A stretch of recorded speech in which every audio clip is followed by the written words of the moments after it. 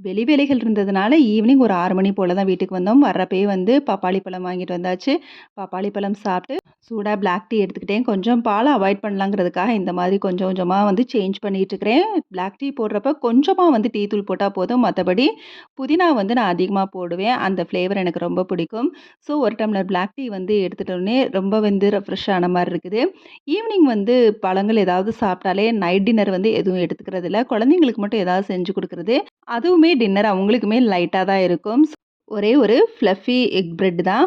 இந்த எக் ஃப்ளஃபிய வந்து எப்போ வந்து யூடியூப்ல ஃபர்ஸ்ட்டு பார்த்தோமோ, அந்த வீடியோ பார்த்ததுலேருந்து அடிக்கடி இந்த ஃப்ளஃபிய வந்து எந்தெந்த மாரி டிஃப்ரெண்ட்டா செய்ய முடியுமோ, அந்தந்த மாரிலாம் ட்ரை பண்ணி பார்ப்பேன். இத நம்ம தோசை ஊத்துறப்ப கூட ஊத்தாப்பம் மாரி தோசை வந்து ஊத்திட்டு, கொஞ்சம் வெந்ததுக்கப்புறம் இந்த ஃப்ளஃபி எக்க வந்து அது மேல ஒயிட்டு, அதுக்கப்புறம் எல்லோன்னு சொல்லி ஊத்தியும் குடுக்கலாம். அதே மாதிரி சப்பாத்தியும் இந்த மாதிரி வந்து நம்ம செஞ்சு குடுத்தோம்னா, செம்ம டேஸ்ட்டா இருக்கும். இது வந்து கொஞ்சம் டிஃப்ரெண்ட்டாவும் இருக்கும். ரொம்பவே வந்து அப்படியே பன்னு மாரி இருக்கும். இது வந்து தோசை மேலலாம் இந்த மாரி போட்டு குடுக்குறப்ப, நல்லா பீட்ஸா ஷேப்ல வந்து இருக்கிறதுனால, குழந்தைங்களுமே வந்து ஹெல்த்தியான ஒரு பீட்ஸாவ வந்து சாப்பிட்ட மாரி இருக்கும். ஸோ டின்னர் முடிச்சதுக்கப்புறம் ரெகுலர் நைட் ரொட்டீனா பாதாம் ஊற வச்சாச்சு.